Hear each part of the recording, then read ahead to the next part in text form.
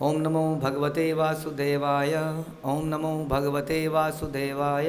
ओम नमो भगवते वासुदेवाय। श्रीमद्भागवतम 5वां कैंटो 5वां अध्याय 14th 14वां श्लोक। कर्माशयम हृदय ग्रंथिबंध मविद्या सदितं प्रमत्तः अनेन योगेन यथोपदेशं सम्यग्गव्य पोहो परमेत योगात्। हे पुत्रों, तुम्हें मेरे उपदेश के अनुसार आचरण करना चाहिए।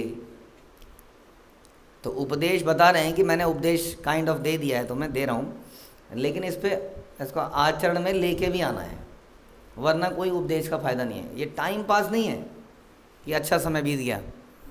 तो इसलिए बता रहे हैं कि तुम्हें मेरे उपदेश के अनुसार आचरण भी करना है। कई बार लोग इसको पूछते हैं कि हम लोग लेक्चर सुनने के बाद अपने जीवन में क्यों नहीं ला पाते। तो हम उनको बोलते हैं कि आप जब नोट्स लिखते हो तो नोट्स को इस तरह लिखा करो, फॉर एग्ज़ाम्पल कि मैं अपने अंदर जड़ता प्रमत्तता को हटाने के लिए, आलस्य को हटाने के लिए आज से वैष्णवों को जब भी देखूंगा तो पंचांग प्रणाम करूंगा। हरे कृष्ण प्रभु जी दंडवत प्रणाम नहीं करूंगा। इससे बेटर है पंचांग प्रणाम कर लूँगा। एक एग्जाम्पल, आपने सुना लेक्चर और आपने सोचा कि मेरे पर कहाँ पर एप्लीकेबल है। I don't know, nobody nose कि किस किस के अंदर कौन कौन सी आदत है। फॉर एग्ज़ाम्पल, उसने आज डिक्लेयर किया, हमारे किसी बच्चे ने लिखा, आज के बाद में मम्मी पानी देना नहीं बोलूँगी। मैं क्या करूँगी? मैं जाऊँगी और पानी पी लूँगी। मतलब this is called practical application.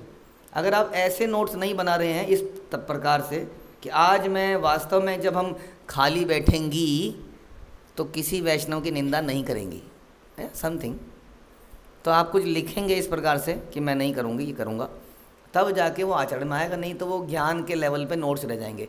हमें ऐसा नहीं करना चाहिए, हमें सत्य बोलना चाहिए, हमें आलस्य नहीं करना चाहिए, इससे कुछ होगा नहीं। सच बता रहे हैं हम, ऐसे नोट्स से कोई लाभ नहीं होगा, क्योंकि इसमें प्रैक्टिकल कुछ है ही नहीं। मेरे ऊपर क्या एप्लीकेबल है, ये कौन सोचेगा? ये सोचने का काम आप ही का है। कई बार हमारे एग्जाम्पल आपके जीवन में ठक से लगते हैं, उसका कारण मेयर एक्सपीरियंस है। अदरवाइज हर व्यक्ति को ही पता है, हमें नहीं पता है। ना ही हम किसी को टारगेट करते हैं। उस व्यक्ति को पता है कि वो कहाँ पे आलस्य कर रहा है, वो कहाँ पर अनर्थ कर रहा है। तो वो सोचे और वो खुद से अपने लिए एग्जाम्पल लिखे कि मैं आज से ऐसा करूँगा, राइट? तब वो आचरण में आएगा। कह रहे हैं अत्यंत सावधान रहना। वंद मुई सावधान माते। सावधान, होशियार, खबरदार, अटेंशन, सावधान रहने की आवश्यकता है। सावधान रहना भी क्या है? एक आलस्य का सिम्टम है। हम दिमाग से केयरलेस कौन होता है? जो आलसी होता है। जैसे कि अगेन मेरे को क्या बताएं, अब एक के बाद एक, हम लोग अपने ज़माने में अपने बैग्स लगाया करते थे। आजकल बैग ला के कौन देता है? मम्मी आ गई ना। फिर this is how make our children आलसी। तो मन दिमाग से आलसी है ना वो। और क्या बोलता है, कुछ ज़्यादा बोलो तो क्या क्या टेंशन लें हम। ओ बाप रे, क्या क्या टेंशन।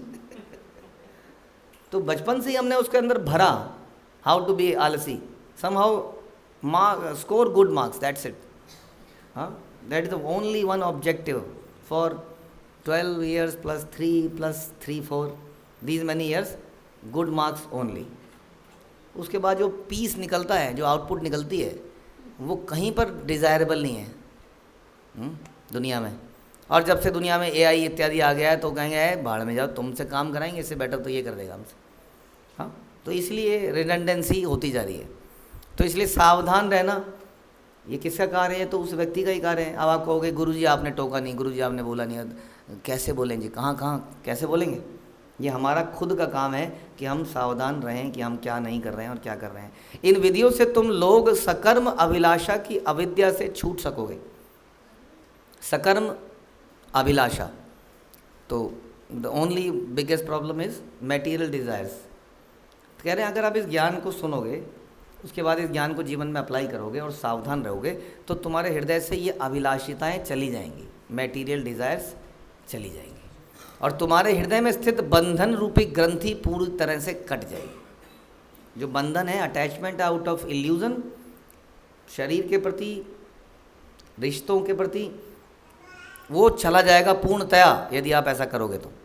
तदनंतर और अधिक उन्नति के लिए, उसके बाद और अधिक करना है, क्योंकि भक्ति तो बहुत डीप विषय है, भगवान के लिए डीप अटैचमेंट पैदा करनी है। अभी तो डिटैचमेंट पैदा हो रही है। और अधिक उन्नति के लिए तुम्हें साधनों का परित्याग कर देना चाहिए, अर्थात तुम्हें मुक्ति क्रिया में ही आसक्त नहीं हो जाना चाहिए। केवल मुक्ति नहीं चाहिए, समझ में आया? क्या चाहिए? कृष्ण प्रेम चाहिए, मुक्ति नहीं चाहिए हमें। मुक्ति तो चाहिए ही नहीं वास्तव में, क्योंकि मैं चर्चा कर रहा था कल परसों भी कि मटेरियल वर्ल्ड से सच ए वंडरफुल प्लेस जहाँ पर भगवान आते हैं और अपनी बाल लीलाएँ करते हैं। पूरा आपका दामोदर अष्टकम इस बाल लीला, हाँ, भगवान की। और वो बाल लीला स्पिरिचुअल जगत में है ही नहीं। तो मटेरियल जगत कोई बुरी जगह है क्या? इफ़ ओनली हम लोग भगवान के साथ हो सकें उस वक्त। नहीं, अभी वो यहाँ पर हैं, ब्रह्मा जी के इस दिन में यहाँ पर हैं, फिर किसी और दिन में कहीं और हैं। तो ऐसा कुछ हो कि हम यहाँ हैं, भगवान दूसरी जगह गए तो हम दूसरी जगह पहुँच गए, और इस प्रकार में निरंतर, जैसे वो बोलते हैं कवि कि मैं सदा आपकी इन बाल लीलाओं का दर्शन कर सकूँ। सदा कैसे करेंगे? सोच भी सकते हैं और अलग अलग जगह भी जा सकते हैं।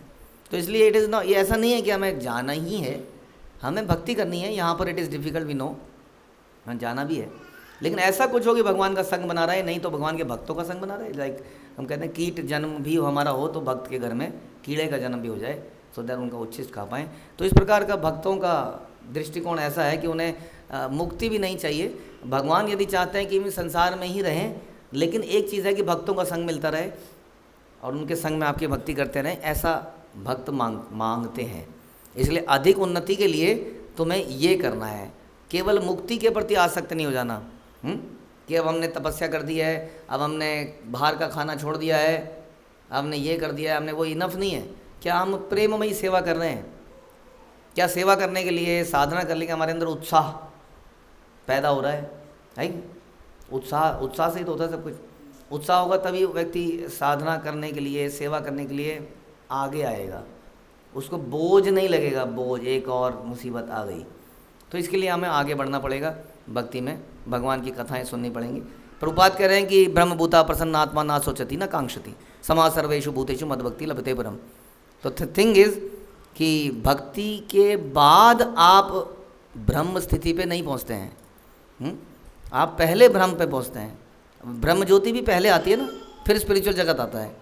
तो ये श्लोक बताता है कि ब्रह्मभूता प्रसन्न आत्मा ना सोचती न कांक्षी समा सर्वेषु भूतेषु मद्भक्ति लभते परम, कि अगर आप मुक्त हो जाते हैं इन आकांक्षाओं से, किसी ने अपनी डिज़ायर्स को कंट्रोल कर लिया है, उसने अपने मन को नियंत्रित कर लिया है। ये योग का अंतिम प्रोसेस, योग का प्रोसेस क्या है? What is the last step of yoga? समाधि। हाँ, तो मन को नियंत्रित करना अल्टीमेट ऑब्जेक्टिव नहीं था। क्या करें उसको? पकड़ लिया हमने, पकड़ लिया, क्या करें हम? उस सेवा में लगाना भी तो है ना उसको। भजऊँ रे मन श्री नंदनंदन। तो इस प्रकार उसको समाधि कहते हैं। तो समाधि के बिना, समाधि किसके ऊपर? एक हिलते हुए पेंडुलम के ऊपर नहीं, किसके ऊपर? भगवान के ऊपर, कृष्ण के ऊपर। तो इसलिए कह रहे हैं कि जब आप मुक्ति की स्थिति में होते हैं, जब आपकी सारी आकांक्षाएं, लेमेंटेशंस समाप्त हो जाती हैं, तब आप वास्तव में मन को मुझ पर केंद्रित कर पाते हो। मद भक्ति लभते परम, तब आप मेरी भक्ति को प्राप्त कर पाते हो। क्योंकि अदरवाइज क्या होगा? भोगेश्वरम प्रसक्ता राम तया उपच्छेदम, बिकॉज आपकी माइंड हमेशा किसी भोग में लगी है, इसलिए आपके अंदर फिक्स्ड कंसंट्रेशन, व्यवसायत्मिका बुद्धि वो नहीं हो पाएगी। That is the thing. इसलिए कह रहे हैं कि इसका उद्देश्य पराभक्ति अर्थात परमेश्वर की दिव्य सेवा में प्रवेश करना है। इसे प्राप्त करने के लिए मनुष्य को अपने अस्तित्व का विश्लेषण करता है, किंतु भक्ति में संलग्न रहने पर ज्ञान की खोज करने की आवश्यकता नहीं रह जाती। ज्ञान उसको उस लेवल पे ले जाने के लिए है, वो ट्रिगर पॉइंट के लिए है। ज्ञान इसलिए है कि हम कभी भटके ना। जब कोई भटकने लगते हैं तो ज्ञान की तलवार से अपने आप को ठीक करते हैं। लेकिन अल्टीमेटली हमें करना क्या है? हमें भगवान की प्रेममयी सेवा करना है। इसलिए बोलते हैं माम च यो अव्यभिचारेण भक्ति योगेन सेवते सह गुणान समतीत्येत्यान ब्रह्मभूयाय कल्पते। इसमें क्या बताया कि जो व्यभिचारी तो समझते ही हैं आप, one is not fixed, one is not loyal, हाँ, इसलिए अव्यभिचारिण यानी कि वन इज जो कि इधर उधर भटकता नहीं है, फिक्स्ड माइंड से भक्तिमय सेवा में लगा रहता है। वो तीनों गुणों से, उसको गुणों से ऊपर उठने के लिए प्रयास नहीं करना पड़ता है, वो गुणों से अपने आप ही ऊपर उठ जाता है। इसका मतलब उसको मुक्ति प्राप्त हो, गुणों से ऊपर उठना मतलब मुक्ति प्राप्त। तो ये बता रहे हैं कि जो इस प्रकार से भक्ति योग में सेवा में लगा रहे, उसे गुणों पे जीत प्राप्त करने की आवश्यकता भी नहीं रह जाती है, बता रहे हैं। उसे चाहिए कि वो ग्रंथों के अवलोकन में ही ना लगा रहे, बल्कि गुरु की आज्ञा को कार्य रूप में परिणीत भी करे। वी नो कि हम लोग में से कई लोग इतने डेडिकेटेड हैं कि वो 64 माला 108 माला या वटेवर कर सकते हैं, बट फिर भी हम क्या करते हैं, हम 16 माला करके प्रभुपाद के इस मिशन को आगे बढ़ाने के लिए अपने पूरे दिन में लगे रहते हैं। उसके ऊपर माला एक्स्ट्रा भी कर सकते हैं, बट हमारा मुख्य उद्देश्य ये भी है। उसके बाद 6-6 घंटे हम शास्त्र पर जरूरी नहीं है पढ़ें, हाँ, अगर हम दिव्य सेवा में लगेंगे तो हमें गुरु परंपरा का आशीर्वाद मिलेगा। इसलिए गुरु की आज्ञा को कार्य रूप में परिणित करें। भौतिक अनुभूति का परित्याग हो सके इसके लिए योगाभ्यास करना चाहिए, किंतु यदि मनुष्य भक्ति योग में संलग्न हो जाता है तो इसकी आवश्यकता नहीं रह जाती। इसलिए बताया हमने कि उसमें वो पहले क्या करता है, what is the first step yoga का, यम नियम आसन प्राणायाम प्रत्याहार ध्यान धारणा धारणा ध्यान समाधि। हाँ, तो यम नियम करता है वो, और उसके बाद प्राणायाम करता है, और फिर धीरे धीरे करता है ना, आसन लगाते हैं ना, प्राणायाम करते हैं, अलोम विलोम इत्यादि। तो यहाँ बता रहे हैं कि भक्ति योगी को ये नहीं करना पड़ता है, क्योंकि वो सीधा ही भगवान की समाधि वाले काम पहले शुरू कर देता है। हाँ, वो श्रवणम कीर्तनम में लग जाता है, तो उससे क्या होता है, उससे ये जो नीचे के प्रोसेस है इनकी ज़रूरत नहीं रहती, मन अपने आप ही वहाँ फिक्स्ड अप हो जाता है। इसलिए कह रहे हैं उसको ये करने की आवश्यकता नहीं है। और बता रहे हैं अंत में प्रभुपाद कि जो आत्माराम है उन्हें भी सदैव भक्ति में लगे रहना चाहिए। स्वरूप सिद्ध होने पर भी कितना भी बड़े हम हो जाएं, भक्तियों को छोड़ना नहीं चाहिए। क्यों?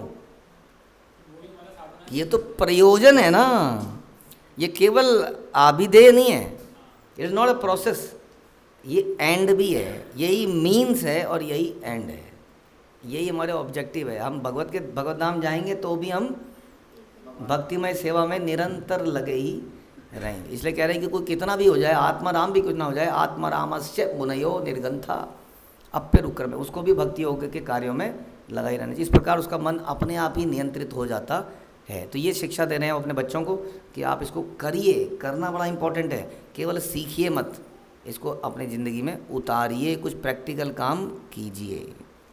हरे कृष्णा। श्रील प्रभुपाद की जय। ग्रंथराज श्रीमद् भागवतम की जय।